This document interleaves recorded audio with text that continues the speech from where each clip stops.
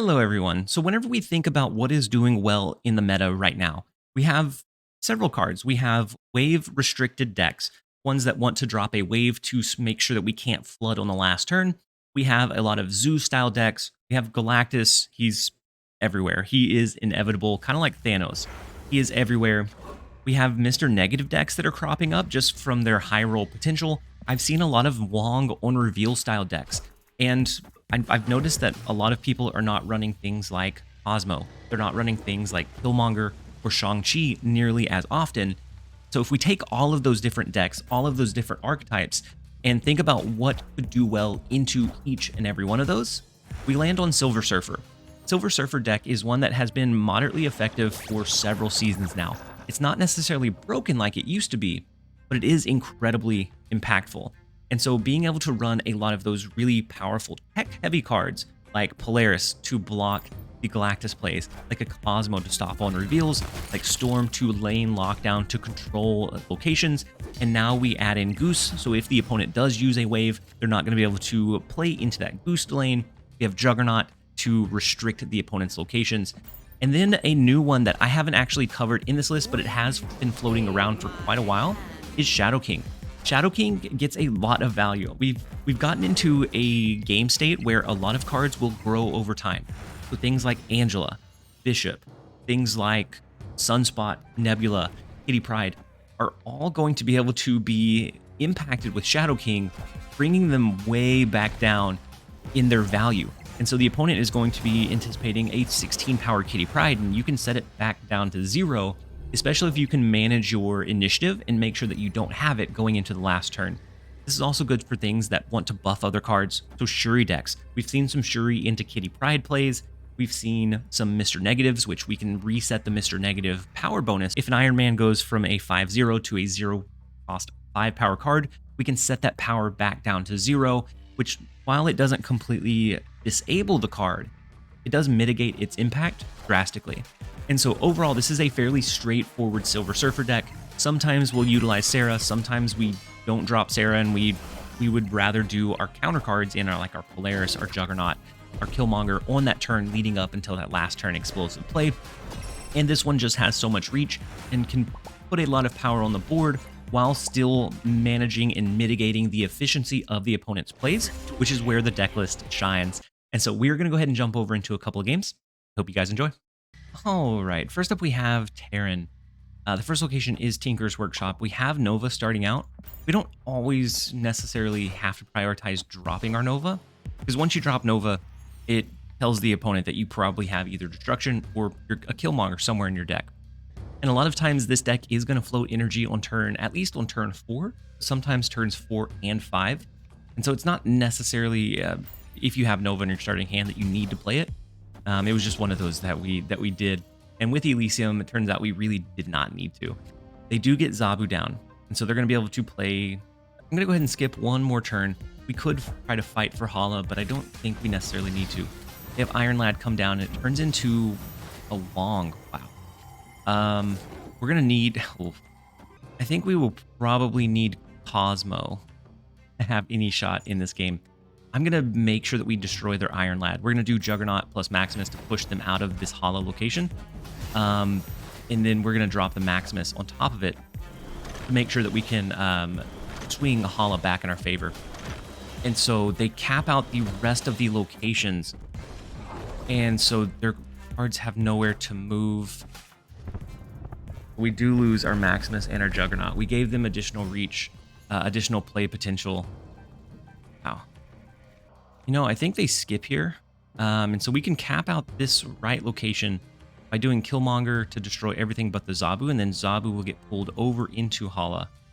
On the last turn, we can flood Shadow King, a Brood, and a Silver Surfer, and try to make most of it. No, they cap out the board.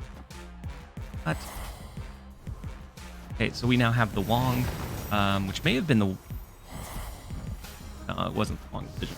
We have 2 Wongs. Had we not dropped 2 cards here, we could have done a really big, huge Silver Surfer. Unfortunately, we did. We are going to buff up these cards. They do get the space in Hala now, trying to cap us out completely. They gave us some Wongs, which may have been the Wong decision. We will have initiative going to this last turn, so Shadow King is not going to do a whole lot for us. Now, they have pretty much every card in their deck because of our Maximus. We don't have Cosmo to block their plays, but we do have the Brood, the Shadow King, and the Silver Surfer to get a pretty decent presence in these two lanes, and we already have a pretty decent one in the right lane. And so they do end up retreating. What a weird game. Let's go ahead and jump over into the next one. All right, next up we have Chattier. The first location is the Dream Dimension. So if we don't change it with something like Storm, then we're not going to be able to play our Sarah this game, which isn't always the worst thing, but it could make our play lines a little bit tougher. The only benefit or the good thing is that we know that it also makes the opponent's play lines a lot clunkier as well. This looks like it's going to be like a bounce deck. It could be a Sarah Tech deck, but it probably runs Kitty Pryde. I'm anticipating this card here be Kitty Pryde, the one that we bounced. No, it's Thor. Interesting. Okay. So we pushed it into Asgard, so we're going to help them draw those additional cards, fortunately. We do have Shadow King, so we'd be able to set Thor back down to 4 on the last turn. We are going to play Brood to try to fight for the Asgard location.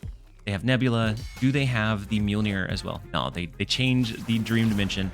They do us this all, and they change the Dream Dimension. We get Martage in the left lane, which is going to be great for our Silver Surfer. Shadow King is going to be pretty solid here. Let's go ahead and reduce the cost of all of our cards, and then we can flood on the last turn. This should, I think, allow us to drop initiative because their Nebula will grow to tie this lane, so then it'll come to a point differential, and they are going to be able to grab the lead, and they're going to be able to grab the lead over us. And so we'll be able to prioritize Shadow King in the Thor location because they're going to drop Mjolnir here. We could also drop Shadow King here in the Angela and Nebula lane to bring them back down to a decent size, but I like this play better. We're going to go Shadow King, and then going to go Killmonger to take out the Nebula. And finally, we will go Silver Surfer in the left lane. That will buff this lane up by 8. That'll buff this lane up dramatically. And by not having initiative, we shouldn't have any issues, I don't think.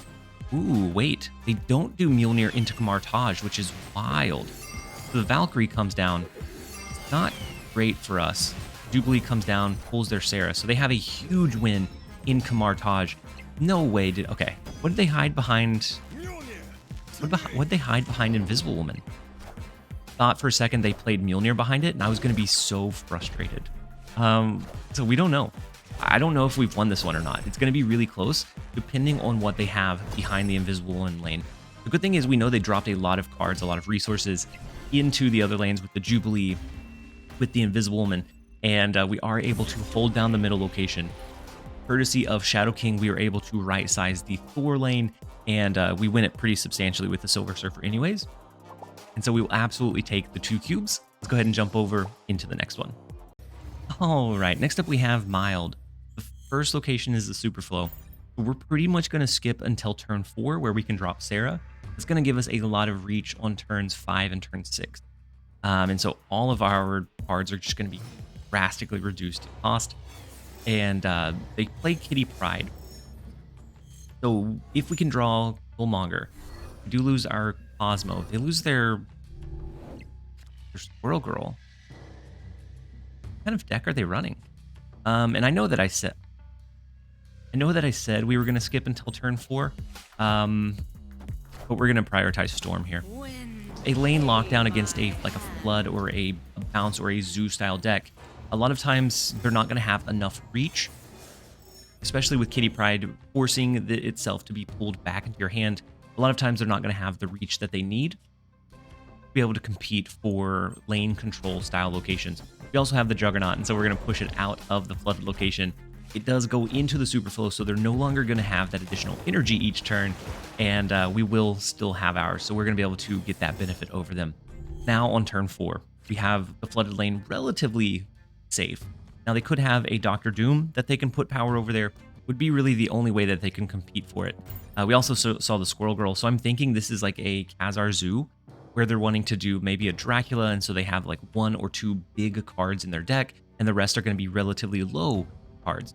Now, they could have a Shanna and try and compete for it that way, but I don't think a Shanna play would be enough. It is Khazar, so it does look like that Dracula Zoo, the Khazar Zoo style deck. Our Sarah allows us to get quite a bit of reach. The extra energy, unless they do Dracula this turn, they're not going to be able to play it into mid because we do get Goose. And so Dracula, if it goes into, oh no, they use an arrow. Wow. Not what I was expecting to see in this deck. I have no idea what kind of deck they're running. We don't have initiative though, which is going to be good. I guess we could do something like this, right? No, with the arrow, they pulled our card over. We don't have 7 energy anymore, so we're not going to be able to do all 3. But we can do everything but the Nova. We're not going to get the Nova bonus of the extra 3 in this lane, but I don't think we need to. We're going to take out the Korg and any other 1 costs that they drop because we don't have initiative. So if they do try to compete for the Superflow, we're fine there. They do use Kitty Pryde, they use Spider-Woman, and we are able to hold down this left lane. I don't know what kind of deck this is. I'm really interested to see what they were brewing up. But the consistent performer of the Silver Surfer tech deck is able to hold it down. We will absolutely take the 2 cubes. Let's go ahead and jump over into the next one. All right, next up we have Solverstein, and we have Nova in our starting hand. We also have Brood and Silver Surfer. We have some huge resources. The first location is the Rickety Bridge. We may try to, if we have Storm on 3, we may try to change that location, which we do draw Storm. So we'll be able to do Storm on 3. We can then do really any other 3 cost into that location and not have to worry about it. They do use a Time Stone. So our Killmonger is still going to be really, really beneficial here. At taking out their Nebula, or Shadow King at right sizing it again. But Killmonger is going to give us a little bit more reach than what the Shadow King will. We get a Cosmo. I think we do Storm, depending on what we draw. Oh, God.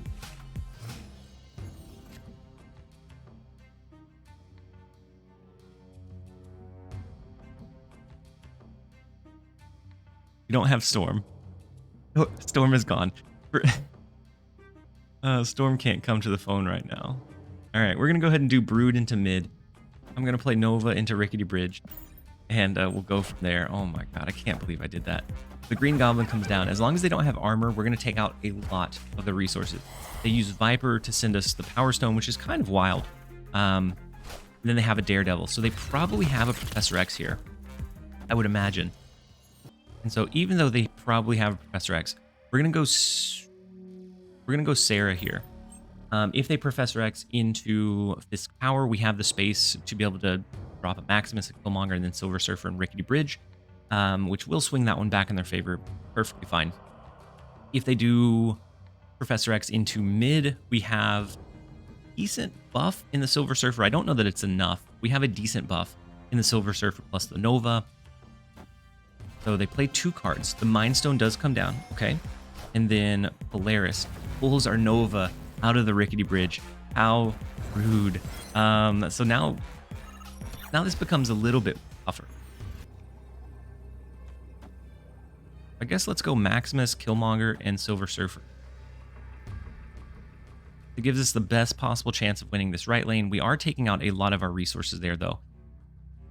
But we're also going to take out their Nebula, their Soul Stone, their Mind Stone. So we take out some of their resources as well. Base Stone's not going to be enough. Professor X lock does protect this tower. And so they're winning that one by not quite going to be 12. It's probably going to end up being more around like 6. So we would have to win mid by 6 or more, I imagine. So the Silver Surfer comes down. We buff up the right lane a little bit further. They only win it by 3. We win the right lane by 5. So with the Nova and the Silver Surfer, we were able to get just enough reach to be able to win, be able to hold down the win against the Professor X play, protecting all of their 1-cost cards here. So we will absolutely take the 2 cubes. Let's go ahead and jump over into the next one. Next up, we have KEK.